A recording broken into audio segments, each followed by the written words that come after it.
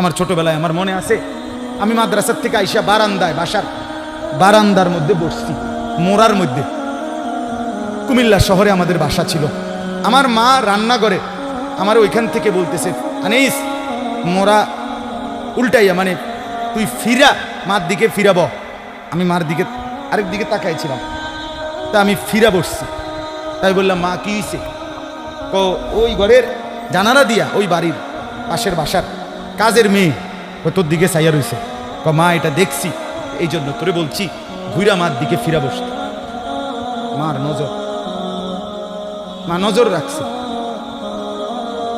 আমি জীবনে একবার, শুধু আমার পুরা জীবনে একটা সাদা টুপি কিনছিলাম একবার, যে টুপিটার মাঝখান দিয়া ছোট্ট ছোট্ট লাল লাল এই ছোট্ট ছোট্ট কয়টা ফুল ছিল লাল কালারের।